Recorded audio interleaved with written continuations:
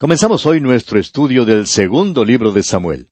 Este segundo libro de Samuel se caracteriza por tres aspectos principales. Primero, el pacto de Dios con David, en el capítulo 7. En segundo lugar, el gran pecado de David con Betsabé. Y en tercer lugar, el hijo rebelde de David, o sea, Absalón. En cuanto al tema de este segundo libro de Samuel, podemos decir que es un tema doble. Primero tenemos la oración. Ahora, el primer libro de Samuel principió con oración. Y ahora, el segundo libro de Samuel termina con oración. El segundo tema que encontramos en este segundo libro de Samuel es el reino. O sea, el cambio de gobierno de una teocracia a una monarquía. Y tenemos aquí el pacto de Dios con David. Ahora, entre los capítulos y versículos dignos de recordarse, tenemos en primer lugar el capítulo 7, que como ya dijimos tiene el pacto de Dios con David. En segundo lugar, el versículo 33 del capítulo 18, que nos presenta el dolor de David por Absalón su hijo. En tercer lugar, el capítulo 22, que nos presenta el cántico de alabanza de David, el cual encontramos también en el Salmo 18. Y en cuarto lugar, el versículo 24 del capítulo 24, donde David habla contra la religión barata.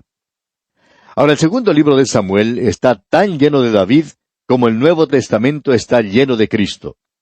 Este libro se entrega por completo al reinado del rey David. El primer libro de los Reyes registra los pocos años decadentes y la muerte de David.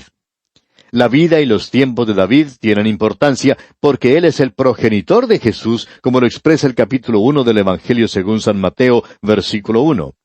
Y es también un tipo simbólico de él como rey.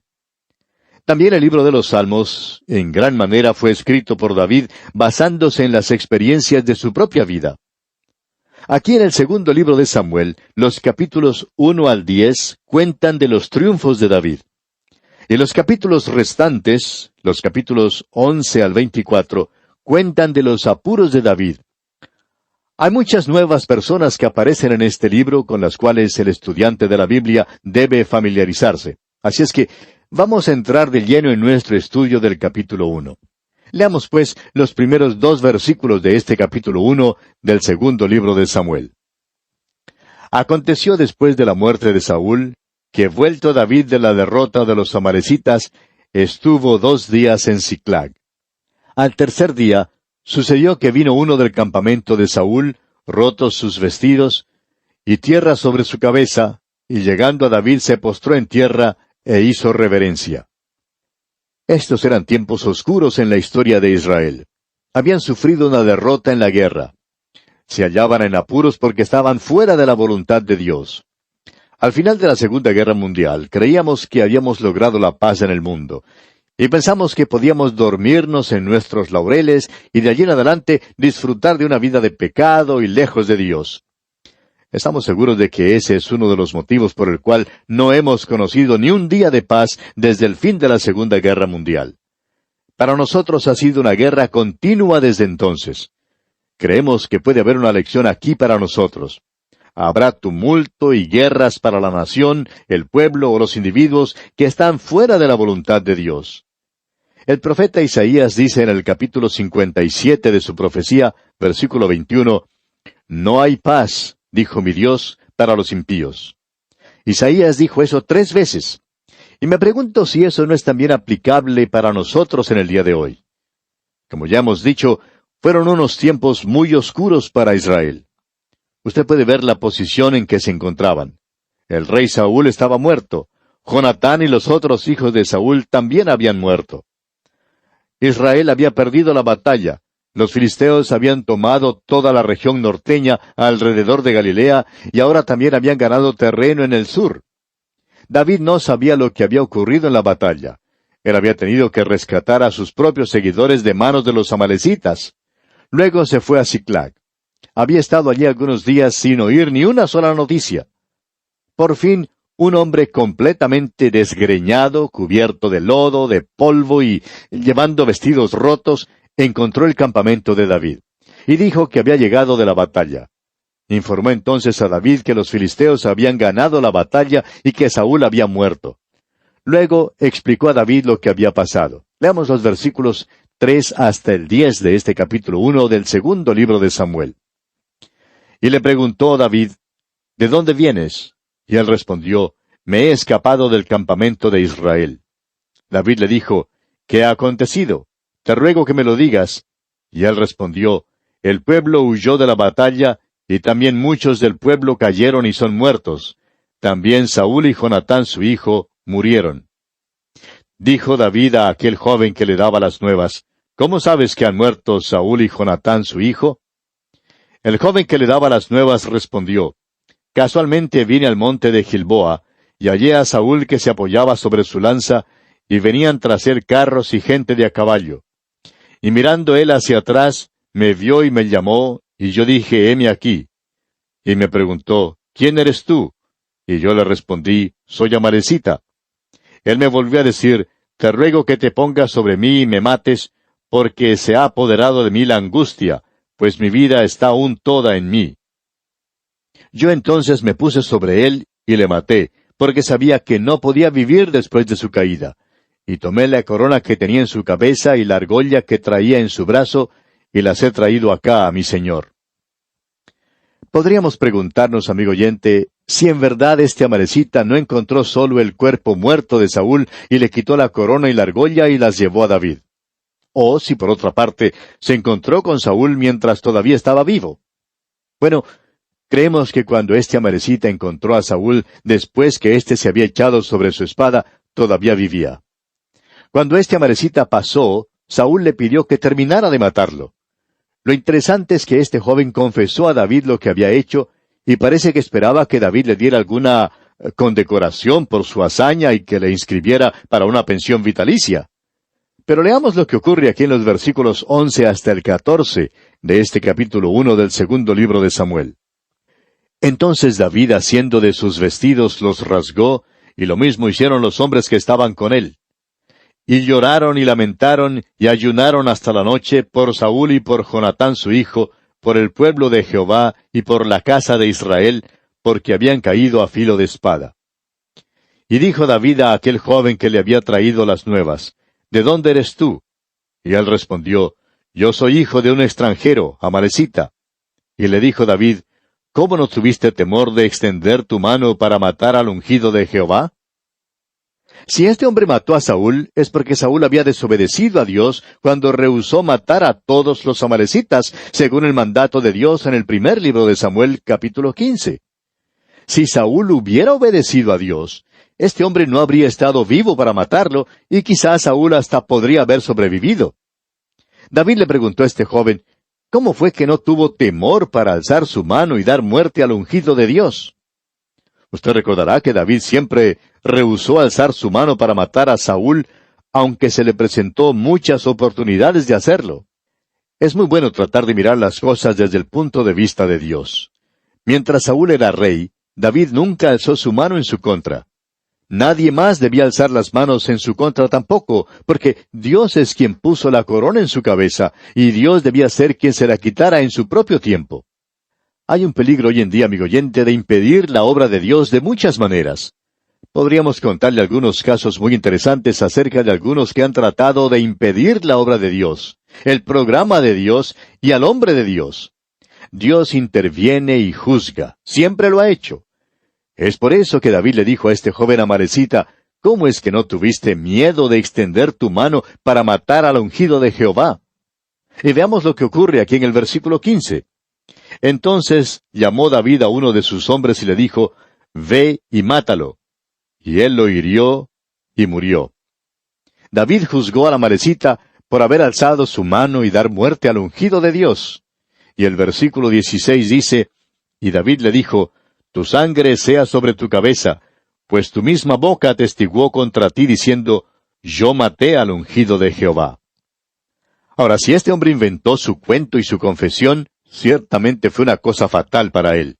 David le dijo, si me has mentido, entonces tu sangre sea sobre ti, porque tú confesaste que mataste al ungido del Señor. Ahora creemos que este joven en verdad mató a Saúl.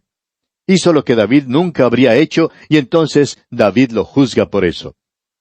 El dolor de David por Saúl y por Jonatán se revela aquí y vemos que es un dolor genuino. Leamos los versículos 17 y 18 de este primer capítulo del segundo libro de Samuel. Y endechó David a Saúl y a Jonatán su hijo con esta endecha, y dijo que debía enseñarse a los hijos de Judá. He aquí que está escrito en el libro de Jaser. Saúl había enseñado algo a Israel. Hizo su contribución. Antes de su reinado, los israelitas no tenían armas de hierro para la guerra, y por tanto Saúl les enseñó a ser arqueros. El arco y la flecha era un arma muy eficaz. Muchos de nuestros antecesores darían testimonio de eso. El uso del arco y flecha ha sido crucial en muchas batallas y su buen manejo ha determinado en ciertos casos el rumbo de la humanidad. Continuamos ahora con el versículo 19 de este capítulo 1 del segundo libro de Samuel. Ha perecido la gloria de Israel sobre tus alturas, cómo han caído los valientes. Fíjese usted que la lamentación de David es cosa de belleza y revela su tristeza y dolor genuinos. Continuemos con el versículo 20. No lo anunciéis en Gat, ni deis las nuevas en las plazas de Ascalón, para que no se alegren las hijas de los filisteos, para que no salten de gozo las hijas de los incircuncisos. No lo anunciéis en Gat, dice. Ahora Gat era la capital de los filisteos. Ni deis las nuevas en las plazas de Ascalón. Ascalón está en la faja de Gaza. David todavía está viviendo en la tierra de los filisteos. Prosigamos con los versículos 21 y 22. Montes de Gilboa, ni rocío ni lluvia caiga sobre vosotros, ni seáis tierras de ofrendas, porque allí fue desechado el escudo de los valientes, el escudo de Saúl, como si no hubiera sido ungido con aceite. Sin sangre de los muertos, sin grosura de los valientes, el arco de Jonatán no volvía atrás, ni la espada de Saúl volvió vacía. A nadie le fue posible decir que Saúl o Jonatán eran cobardes. David y Jonatán eran amigos íntimos, se amaban. El dolor de David aquí, pues, es sincero. Avancemos con los versículos 23 y 24 de este capítulo 1 del segundo libro de Samuel. Saúl y Jonatán, amados y queridos, inseparables en su vida, tampoco en su muerte fueron separados. Más ligeros eran que águilas, más fuertes que leones. Hijas de Israel, llorad por Saúl, que nos vestía de escarlata con deleites, quien adornaba vuestras ropas con ornamentos de oro. Saúl había traído prosperidad a la tierra, y eso es lo que expresa aquí David. Sigamos adelante con los versículos 25 y 26. ¿Cómo han caído los valientes en medio de la batalla? Jonatán, muerto en tus alturas. Angustia tengo por ti, hermano mío Jonatán, que me fuiste muy dulce. Más maravilloso me fue tu amor que el amor de las mujeres. Es muy interesante lo que David dice, más maravilloso me fue tu amor que el amor de las mujeres. Y esto es especialmente cierto, ya que estaba casado con la hermana de Jonatán. Más tarde nos daremos cuenta que ella traicionó a David. Creemos que en el principio Mical le amaba como héroe, pero llegó el día cuando ella lo despreció. David no tuvo mucho éxito en sus intrigas amorosas. Abigail es la única mujer noble que encontramos en su séquito. No estamos de acuerdo con los que creen que Betsabé era sobresaliente. No creemos que lo era. Su trato con ella fue un pecado desde todo punto de vista, y Dios los juzgó por eso. David no tuvo éxito en sus intrigas amorosas, y como resultado de esto, le fue posible decir en cuanto a Jonatán que él era un hombre que le había sido leal y verdadero hasta la misma muerte. Es interesante notar que aunque muchas de las mujeres fueron infieles para con David, los hombres que fueron sus seguidores le fueron leales hasta la misma muerte. Es que David tenía ese carisma que compelía a sus seguidores a serle fiel. David era ese tipo de hombre. Leamos ahora el versículo 27, versículo final de este capítulo 1 del segundo libro de Samuel. ¿Cómo han caído los valientes? Han perecido las armas de guerra. Este es un gran tributo a Jonatán en particular. El dolor de David por la muerte de Saúl y Jonatán es conmovedor. Es una de las lamentaciones más notables en toda la palabra de Dios. Veremos en el próximo capítulo que David es hecho rey sobre Judá. También conoceremos a Abner, quien había sido general de Saúl. Ahora, no todos los hijos de Saúl habían sido muertos, aunque todos los que pelearon en la batalla lo fueron. Pero Saúl tenía un hijo menor llamado Isboset. Abner lo hizo rey sobre las 11 tribus que restaron, y claro que una guerra civil estalló. David derrotó a Abner y su ejército, y después que una larga guerra civil había debilitado a la nación, David por fin llegó a ser rey sobre las 12 tribus. En el principio hizo que Hebrón fuera su hogar. Más tarde se mudó al monte de Sión, lugar que amaba más que todos los demás. Estamos llegando a una sección que es histórica. Muchos la encuentran poco interesante, sin embargo, en esta sección encontraremos algunos de los relatos más conmovedores en toda la palabra de Dios. Y confiamos que encontraremos aquí algunas lecciones maravillosas. Llegamos pues al capítulo 2 de este segundo libro de Samuel. Primer versículo de este capítulo 2 del segundo libro de Samuel.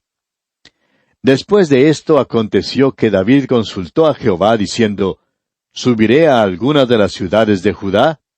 Y Jehová le respondió, sube. David volvió a decir, ¿a dónde subiré? Y él le dijo, a Hebrón. Después de esto. Esta expresión aquí, después de esto, se refiere al tiempo después de la muerte de Saúl y Jonatán y aquel período cuando David se lamentó por ellos. Ahora que Saúl no figura en el asunto, David quiere saber qué debe hacer, y le pregunta al Señor, ¿debo subir a algunas de las ciudades de Judá? Ahora, ¿por qué haría esa pregunta? Bueno, porque todavía está en la tierra de los filisteos. Saúl y Jonatán están muertos, y David será el próximo rey. ¿Qué debe hacer ahora? Esperó hasta cuando recibió sus instrucciones del Señor. Y David había aprendido que tenía que esperar en el Señor de una manera muy definida. Leamos los versículos 2 y 3 ahora. David subió allá y con él sus 2 mujeres, Ahinoam, jezreelita, y Abigail, la que fue mujer de Nabal, el de Carmel. Llevó también David consigo a los hombres que con él habían estado, cada uno con su familia, los cuales moraron en las ciudades de Hebrón. Cuando David se encaminó para Hebrón, llevó consigo a sus 2 mujeres que eran sus esposas en ese tiempo. Ahora alguien dirá quizá, ¿aprueba Dios que un hombre tenga 2 esposas? Por supuesto que no, amigo oyente. El hecho es que todo esto le causará mucha dificultad a David, porque veremos que más adelante va a tomar otras esposas también. Leamos ahora el versículo 4 de este capítulo 2 del segundo libro de Samuel. Y vinieron los varones de Judá y ungieron allí a David por rey sobre la casa de Judá. Y dieron aviso a David diciendo, los de Jabes de Galaad son los que sepultaron a Saúl. Dios le dijo a David que fuera a Hebrón. Y por tanto David y sus valientes se fueron a ese lugar en la frontera. Ahora Hebrón realmente no estaba muy lejos del lugar donde ellos estaban en la tierra de los filisteos. Dios le estaba diciendo a David que se moviera cautelosamente.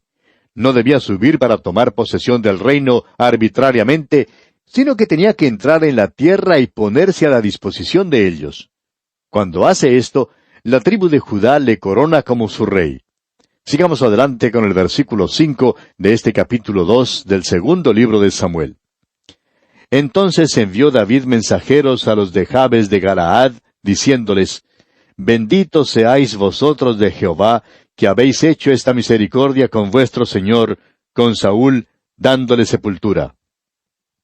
David hace una cosa muy prudente. Los hombres que sepultaron a Saúl eran naturalmente los que le eran devotos, y David entonces les agradece por este gesto. David tenía un gran respeto por el ungido del Señor. Había tenido 2 oportunidades para darle muerte y hacerse rey, pero no se había aprovechado de ellas. Parece que las buenas características de David, por lo común, son pasadas por alto por muchos, porque su pecado parece ocultarlas. Es como una nube que oculta el cielo, impidiendo que entre la luz del sol en su vida.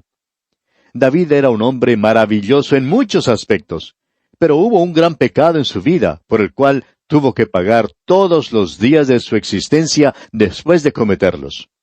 Continuemos ahora y veamos que David ahora alaba a los hombres de Jabes de Galaad. Leamos los versículos 6 y 7 de este capítulo 2 del segundo libro de Samuel.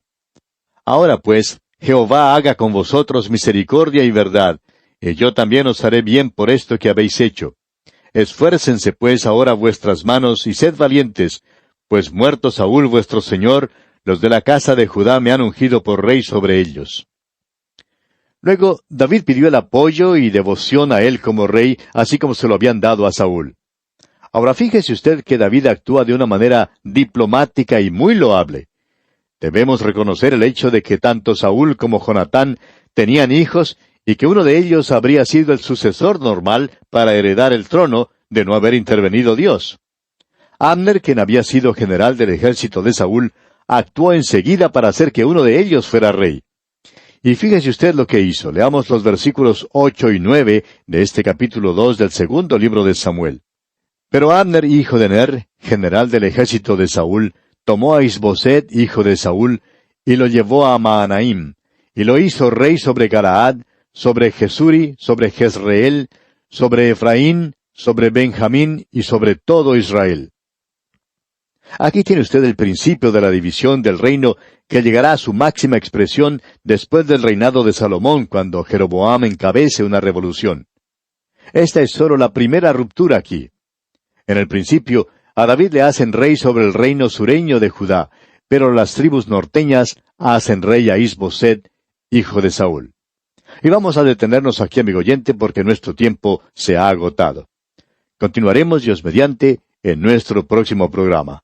Será pues hasta entonces que Dios le bendiga abundantemente.